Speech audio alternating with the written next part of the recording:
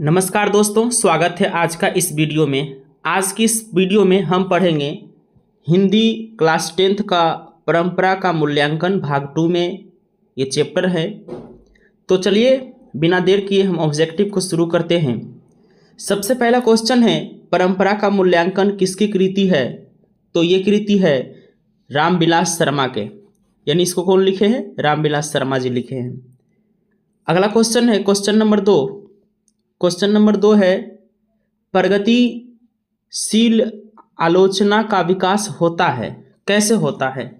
तो वो होता है साहित्य की परंपरा के ज्ञान से। ऑप्शन बी सही है। क्वेश्चन नंबर 3 है, परंपरा का मूल्यांकन पाठ के रचनाकार कौन है? तो इसकी रचना है रामविलास शर्मा, जो कि अभी तुरंत ही इसको क्वेश्चन को किए थे। क्वेश्चन नंबर 4 है, तार सप्तक में कितने कवियों की कविताएं संग्रहित है? तो वो है 7 कवियों की। कितने कवियों की? 7 कवियों की। क्वेश्चन नंबर 5 है, रामविलास शर्मा का जन्म कब हुआ था? तो रामविलास शर्मा का जन्म हुआ था 10 अक्टूबर 1912 को। क्वेश्चन नंबर 6 देखते हैं। क्वेश्चन नंबर 6 दिया हुआ है, साहित्य की परंपरा का पूर्ण ज्ञान किस व्यवस्था में संभव है?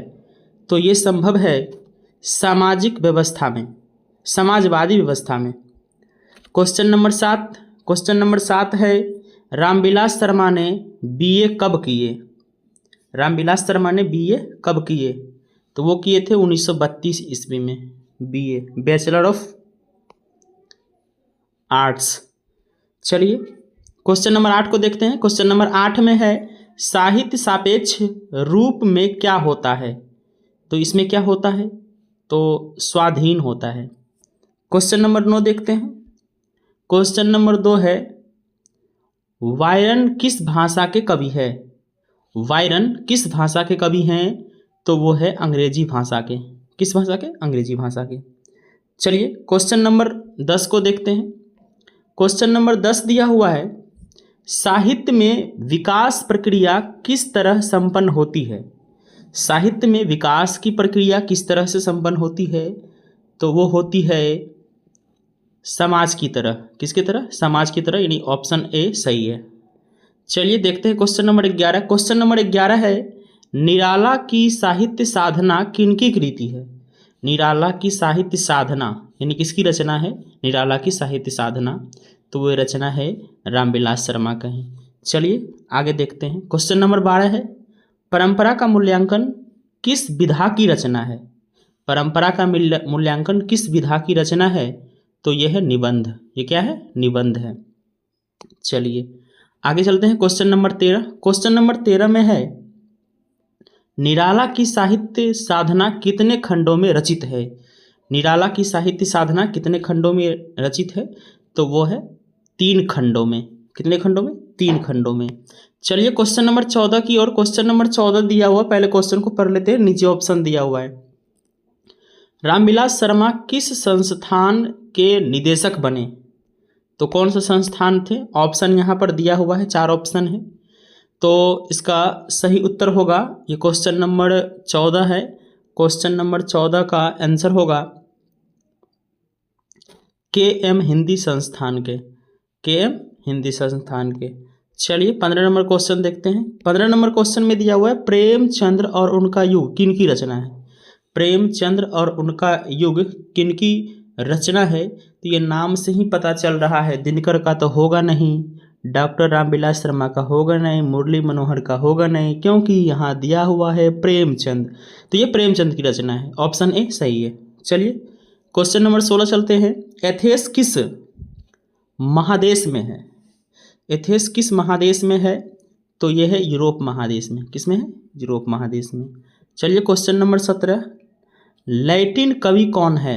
वर्जिल, वायरन, शेक्सपियर या रेनर मारिया रिल्के? तो इसमें लैटिन कवि कौन है? तो लैटिन कवि है वर्जिल, यानी ऑप्शन ए सही है। ये सब गलत है, ऑप्शन ए सही है। चलिए क्वेश्चन नंबर 18, अज्ञेय ने तार सप्तक कब संपादित किया? तार सप्तक कब संपादित किया? कौन? अज्ञे ने। तो ये किए हैं 1943 ईस्वी में, 1943। चलिए 19 नंबर क्वेश्चन है, रामविलास शर्मा ने बीए किस विश्वविद्यालय से किया? तो कौन सा विश्वविद्यालय से देख लेते हैं। तो ये किए हैं दिल्ली विश्वविद्यालय से, या लखनऊ से, या फिर प्रयाग, या फिर पटना। तो ये किससे किए हैं? तो ये किए हैं लखनऊ विश्वविद्यालय से। चलिए लास्ट क्वेश्चन देख लेते हैं आज का। लास्ट क्वेश्चन है, रामविलास शर्मा ने लखनऊ विश्वविद्यालय के किस विभाग के अध्यापन कार्य किया था? तो ये किए थे अंग्रेजी। किसका किए थे? रामविलास शर्मा लखनऊ विश्वविद्यालय किस विभाग में? तो ये अंग्रेजी विभाग में। कैसा लगा ये वीडियो कमेंट बॉक्स में ज़रूर बताएं। और इससे पिछला कई वीडियो यूट्यूब पर डाला हुआ है, प्लेलिस्ट में जा कर के देख लें सारा हिंदी का। ये एग्ज़ाम में बहुत ज़्यादा इम्पोर्टेंट होने वाला है, इसलिए आप जा कर के प्लेलिस्ट में जाके देख लें, ताकि आपको ये क्रैश कोर्स साबित होगा। और मेरा ये राय रहेगा कि आप लोग इसे कॉपी और पेन ले लीजिए और इसको लिख लीजिए। जब ये सबको लिख लीजिएगा तो ये आपको एग्ज़ाम में क्रैश कोर्स साबित होगा। ऑब्जेक्टिव में 50 नंबर का ऑब्जेक्टिव होता है, तो ये आपको ज़रूर काम देगा। बहुत बहुत धन्यवाद।